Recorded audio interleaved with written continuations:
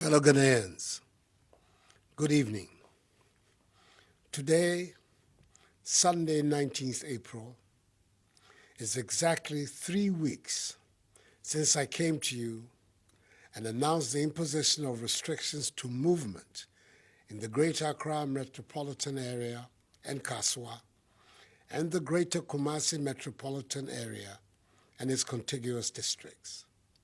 I explained at the time that the decision was taken to give government the opportunity to try to contain the spread of the virus, scale up effectively the tracing of persons who had come into contact with infected persons, test them for the virus, and if necessary, quarantine and isolate them for treatment, should they prove to be positive for the virus.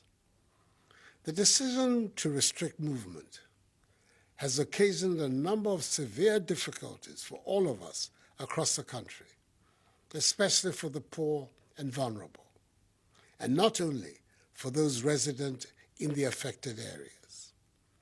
Let me express my gratitude to all of you for bearing with government, all health workers, and with members of our security services throughout this period.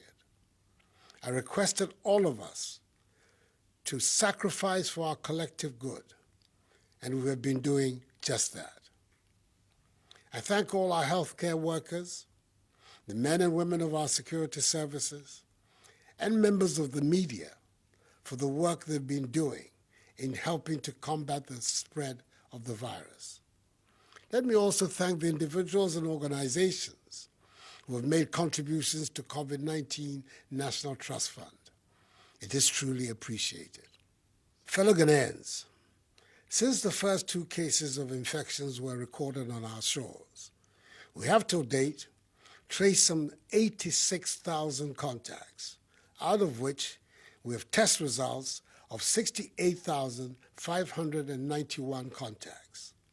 There is thus a backlog of some 18,000 tests whose results are yet to be received. The overwhelming majority of these contacts have been established in the last 3 weeks of the partial lockdown in Accra and Kumasi. Out of this number, 1,042 persons, i.e. 1.5%, have been confirmed as positive, with 67,549, i.e. 98.5%, testing negative. 99 persons have recovered and have been discharged, and 930 persons who have been isolated are responding to treatment either in their homes or in treatment facilities. These 930 persons, after their treatment, will soon undergo the mandatory 2 tests to determine if they have also recovered from the virus or otherwise. The main reason our country has seen an increase in the number of confirmed cases over the last 3 weeks is because of the decision we took aggressively to trace and test contacts of infected persons. This has enabled us to identify and isolate infected persons, protect the population from further infections, and contain better the spread of the virus. Indeed, Ghana is the only other country in Africa to have conducted more than 60,000 tests, and we are ranked number 1 in Africa in administering of tests per million people. The decision to impose restrictions on movement was backed by the data at hand, and our next course of action, again, is backed by data and by science. Indeed, all that government is doing is intended to achieve 5 key objectives: limit and stop the importation of the virus, contain its spread, provide adequate care for the sick, limit the impact of the virus on social and economic life, and inspire the expansion of our domestic capability and deepen our self-reliance. It is important to state at the very outset that scientists at the University of Ghana have successfully sequenced genomes of the virus responsible for the COVID-19 pandemic. obtaining important information about the genetic composition of viral strains in 15 of the confirmed cases in Ghana. This is a significant milestone in Ghana's response to the pandemic, as it will strengthen surveillance for tracking mutations of the virus and in the tracing of the sources of community infections in people with no known contact with confirmed cases. The Ghanaian scientific community is to be warmly applauded for this advance and contribution to global knowledge. Their work makes us proud to be Ghanaians, and who knows, God may work through them to discover a vaccine. What a triumph that would be. Indeed, the recent genomic characterization of African coronaviruses by our own scientists illustrates the need to establish the enabling framework for sustaining vaccine manufacturing in Africa. We must advance African-led partnerships to drive scientific innovations for the control of viral diseases by vaccination. Ghana, recognizing this critical public health tool, will support the African Vaccine Manufacturing Initiative, which is chaired by Nogushi's Professor William Ampofo, to promote the agenda for vaccine development and manufacturing in Africa by Africans for the world. Government has also introduced the use of drones to expedite the transportation of samples to laboratory centers. On Friday, 17th April, for example, 51 samples were delivered from the Ominako Drone Distribution Center to Noguchi. Furthermore, we're introducing rapid results testing to augment our surveillance and enhance contact tracing efforts so that we can quickly isolate and treat confirmed cases. From the 68,591 samples tested, we've been able to understand better the dynamism of the virus, mapped out its geographic footprint, and established current and potential hotspots. We've also been able to isolate and educate asymptomatic carriers and thereby help minimize the spread of the virus. So far, it has been established that the virus was imported into our midst from foreign shores and is being spread through person-to-person contact. The majority of persons infected in Ghana have mild to no symptoms at all, whilst a very small number have required hospital treatment, of which 9 persons with underlying ailments have died. Towards treatment, we've expanded and added to our network of COVID-19 treatment centers, with the Ghana East and Bank of Ghana hospitals being 100% dedicated to the fight. In addition, we have set aside separate COVID-19 treatment centers at the University of Ghana Medical School, Hospital, the Kolebu Teaching Hospital, Komfo Anokye Teaching Hospital, Kumasi South Hospital, and in other designated regional and district hospitals. Last Friday, I was honored to do the virtual sod-cutting ceremony for the construction of a 100-bed infectious disease and isolation facility at the Ghana East Municipal Hospital, which is being funded through a public-private partnership under the leadership of the Ghana COVID-19 Private Sector Fund, and whose construction, with the assistance of the 48th Engineer Regiment of the Ghana Armed Forces, will be completed in 6 weeks. Members of the Private Sector Fund have indeed acted like citizens and not spectators in these testing times for our country, and their patriotism is to be loudly praised. We have also scaled up the domestic production of personal protective equipment, and our health care facilities so far have taken delivery of 14,550 scrubs, 11,900 gowns, 19,980 head covers, 263,281 nose masks, 13,002 N95 nose masks, 41,117 varying sizes of sanitizers have also been produced locally and delivered to our health facilities.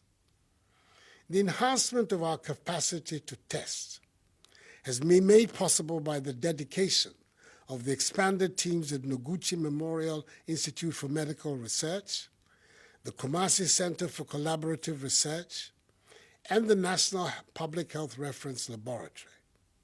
Further, we're making significant investments in the laboratories of the Veterinary Laboratory, Accra, the Center for Scientific and Industrial Research Laboratory in Accra, the Police Hospital, the 37 Military Hospital, the University of Health and Allied Sciences in Ho, the Veterinary Services Department in Sekondi Takoradi, the Public Health Laboratory in Tamale, the War Memorial Hospital in Navrongo, and the Cape Coast Teaching Hospital, so they can also use PCR technology.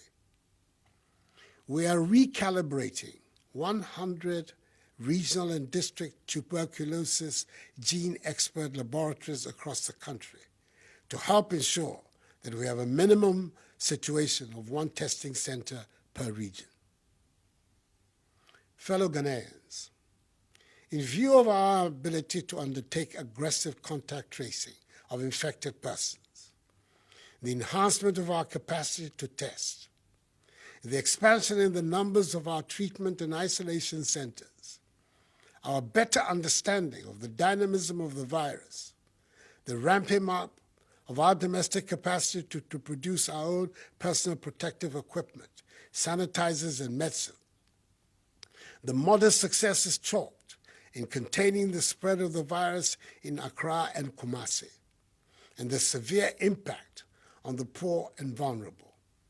I've taken the decision to lift the 3-week-old restriction on movements in the Greater Accra metropolitan area and Kaswa, and the Greater Kumasi metropolitan area and its contiguous districts, with effect from 1 a.m. on Monday, 20th April. In effect, tomorrow, we'll see the partial lockdown in Accra and Kumasi being lifted. I must make it clear at the outset that lifting these restrictions does not mean we're letting our guard down. All other measures are still firmly in place. For the avoidance of doubt, the earlier measures announced on Wednesday, 15th March, which have been extended, are still very much in force and have not been relaxed.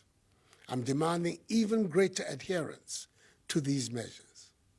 In here, I'm referring to the suspension of all public gatherings, including conferences, workshops, funerals, parties, nightclubs, drinking spots, beaches, festivals, political rallies, religious activities, and sporting events. All educational facilities, private and public, are to remain closed. Businesses and other workplaces can continue to operate, observing staff management and workplace protocols with a view to achieving social distancing and hygiene protocols.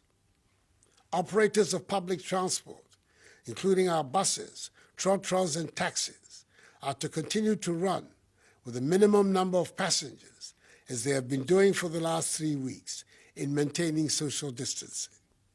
They must also continue to ensure the maintenance of enhanced hygienic conditions in all vehicles and terminals by providing, amongst others, hand sanitizers, running water, and soap for washing of hands. Domestic airlines are required to adhere to the same protocols. The Ministry of Local Government and Rural Development, together with metropolitan, municipal, and district assemblies, will continue to implement measures to enhance conditions of hygiene in markets across the country and expand the policy of alternate days for alternative products to improve social distancing in all markets. As has been established, the overwhelming majority of confirmed cases have come from travelers or from people who have come into contact with travelers. It is therefore incumbent on us to continue to be vigilant about travelers into our country until further notice, and to congratulate the men and women of the Immigration Service and the Marine Police Unit for their work in securing our borders. The arrest of 10 West African nationals in Tamale, who all tested positive for the virus. The arrest of the 6 Nigerian travelers who entered Ghana through unapproved routes along the Ghana-Togo border near Aflao, who also tested positive for the virus. And the recent arrest of 10 fishermen in the Western region who returned from Côte d'Ivoire and have been quarantined testify to the determination of our security services to protect our borders. I have thus signed an executive instrument to extend the closure of our borders for 2 more weeks, beginning Monday, the 20th of April. Like the World Health Organization, WHO, has recently advised, I want to encourage you to wear a mask wherever you go, as it will help you not to contract the virus and keep it clean. If you own a business or are providing a service, i.e. a barber, a hairdresser, a tailor, a taxi driver, a trotro driver, and his mate, a shopkeeper, a food seller, please do well to use a mask. The Ministry of Health will very soon issue guidelines on face masks for public use. I entreat religious, traditional, community, and opinion leaders to partner with government in engaging, mobilizing, and enforcing adherence to social distancing and personal hygiene protocol practices in their respective communities. As difficult as it may be, I encourage all bereaved persons to conduct private burials of their loved ones, but ensure that the 25 personal limit is not breached. Indeed, some are burying their loved ones now in order to have the final funeral rites later. The morgues in the country are becoming full and will in themselves soon pose a public health hazard. So let us act quickly on this. As the day goes by, and as we continue to sustain a grip on the rapid spread of the virus, the systematic easing of these restrictions will be undertaken to bring life back to normalcy. Definitely, we will continue to record new cases of infections, particularly with our policy of aggressive tracing and testing. However, I want to assure you the government has put in place the appropriate measures to isolate and treat them.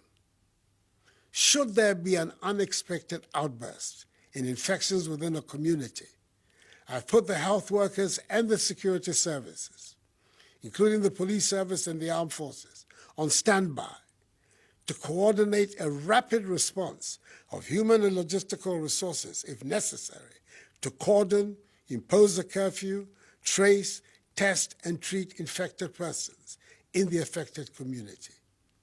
Indeed, the focus of government's policy and action will be based on the implementation of the 3 T's, i.e. tracing, testing, and treating. In any event, stay at home unless it is absolutely essential. The movement of foodstuffs will continue from producing areas to the markets, and with the intervention of the metropolitan, municipal, and district assemblies, the markets will be better organized for the sale of foodstuffs. Fellow Ghanaians, as we fight to halt the spread of the virus, we're also engaged in fights on 2 other fronts, fights we must equally win. Firstly, there continues to be the deliberate dissemination of fake news, disinformation, and outright lies by some unpatriotic citizens about the spread of the virus since its outbreak in the country. These acts are being orchestrated by those who seek to benefit by seeking to sow the seeds of panic and confusion amongst the populace at this time of national crisis. I have an unequivocal, unambiguous message for those involved in these despicable acts. Put an immediate stop to it, or be held accountable for your actions. Secondly, as been aptly stated by the Ghana Medical Association, being infected by the coronavirus is not necessarily a death sentence. I've noticed with great concern the stories of some persons who have recovered from the virus now being confronted with another problem, i.e. stigmatization. This is not right, as it will rather drive away people from getting screened, tested, and treated. The stigmatization of recovered persons must stop, because if the virus did not end their lives and livelihoods, the stigma from members of their communities should not. I know the effects of the measures to contain the virus have been difficult for many, and that is why I mandated the creation of the 1.2 billion CD Coronavirus Alleviation Program to support households and businesses. Out of this amount, 280 million cedis is being used to provide food for the vulnerable and free water for all Ghanaians for 3 months, i.e. April, May, and June. 323 million cedis is being used to motivate our health workers, and 600 million cedis of assistance is being provided to micro, small, and medium-scale businesses. I expect disbursements of the 600 million cedis to start in May. Government is fully absorbing electricity bills for 1 million active Lifeline customers and is granting a 50% subsidy on electricity bills of all other customers using their March 2020 bill as their benchmark for the months of April, May, and June. In total, the relief on electricity will amount to some 1 billion cedis. Again, government through the Ministry of Gender, Children and Social Protection, the Ministry of Local Government and Rural Development, and the Ministry of Food and Agriculture through the National Buffer Stock Company, in collaboration with the MMDCs and the District Disaster Management Committees, has provided over 2.5 million cooked food packs to vulnerable persons in the affected districts of Accra and Kumasi. Dry food packs have also been distributed in collaboration with the faith-based organization to 450,000 families in the same areas as against the original target of 400,000. I express my profound gratitude to the private sector and faith-based organizations and traditional authorities for their support in this endeavor. I also commend highly the many individuals and private organizations who on their own organized hot meals and fed a number of vulnerable people within the restricted areas. To these individuals, I echo for being good neighbors to your fellow Ghanaians. As we continue to battle this pandemic, it is imperative we plan to restore Ghana onto a sound economic footing and create a path towards growth and transformation.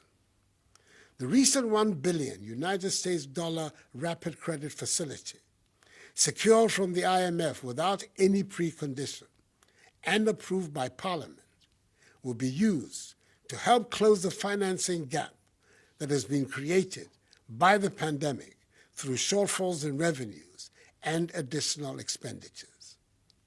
I welcome the 3 billion CD credit and stimulus package from the commercial banks with the support of the Bank of Ghana to revitalize industries, especially in the pharmaceutical, hospitality, service, and manufacturing sectors.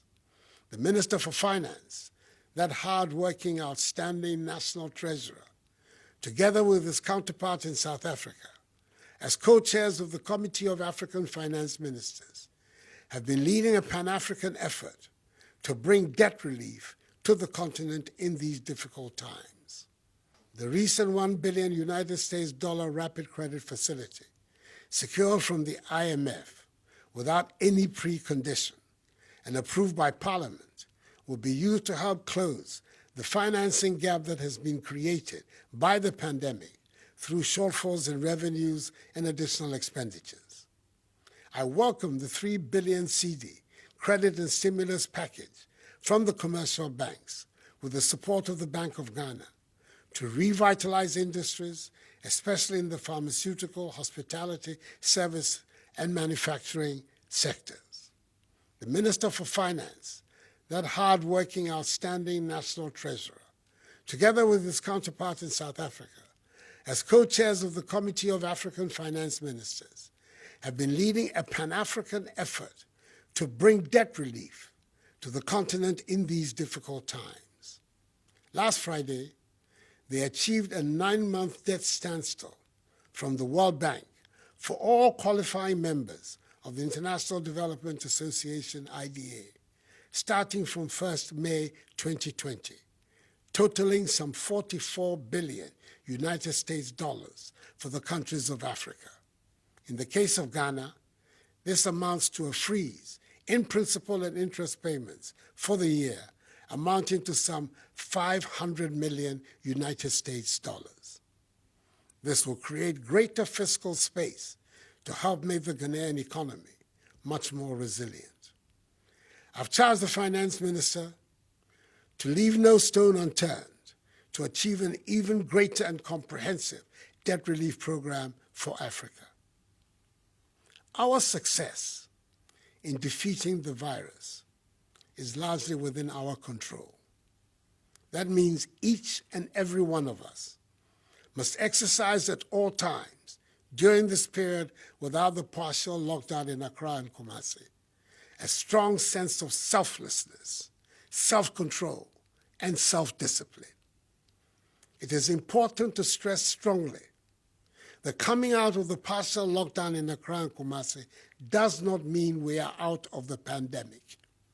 We'll continue to monitor closely events in some hotspots in the Greater Accra metropolitan area like Wejagbawe, Ga East and Ayawaso East municipalities, and Tema metropolis, and in the eastern region like Esuejamai and Lower Manya Krobo districts. Whenever the situation so warrants, a community in which the virus is identified as becoming prevalent will be locked down until there is a clear understanding of the trajectory of the virus that will allow us to contain it. We must obey the measures still in place, including the new ones, because we know our survival depends on them. And the harder we are on ourselves in obeying them, the quicker and more enduring will be the victory. To Ghanaians in all parts of the world, I urge you to remain steadfast in abiding by the rules and regulations that have been put in place by your host countries to combat the virus. And I extend the condolences of all your compatriots at home to all families abroad who have lost their loved ones to the virus. And I take this opportunity to wish our High Commissioner to the United Kingdom and Ireland, my good friend, Papa Usman Kuma, who has been affected by the virus, and other Ghanaians abroad who have been so affected, a speedy recovery. This disease is new, and it is in plain evolution, and there is therefore, as yet, no vaccine or cure. But we know enough to take action, and we shall be nimble and adapt as the situation changes. We will tailor our solutions to our unique social, economic, and cultural conditions. There is no one-size-fits-all approach, but I pledge to you the government will do whatever is required in our particular circumstances to safeguard the lives of our people and keep our economy going. Discipline, self-discipline, is that strong bridge that all of us, from the safety of our homes, in our workplaces, and in our communities, must build. We need to build a strong bridge of self-discipline in order for us to cross over from this difficult period of restrictions and the spread of the coronavirus to the other side, where total freedom to go about our normal lives awaits us. To defeat the virus and get there, we have to accept that we have to wash our hands, maintain good hygiene, refrain from shaking hands, wear our masks, and practice social discipline in all of our engagements. Fellow Ghanaians, we are confronting one of the greatest challenges of our generation. We have to win this battle. We have to defeat the virus. It is our behavior and response that will determine that. I have every confidence that collectively, we Ghanaians have it in us to rise to the occasion and become victorious. I'm very grateful for the great support you have given my government and I as we steer our country out of this crisis. Continue in unity to provide that support. This too shall pass, for the battle is the Lord's. Medama sepa munkoso entie masam ne nyina endi nkunim. Mindanya siwa nye ya no ya boa no ne nwio tue koni wo fe wo yenkunim. May God bless us all and our homeland Ghana and make her great and strong. I thank you for your attention and have a good night.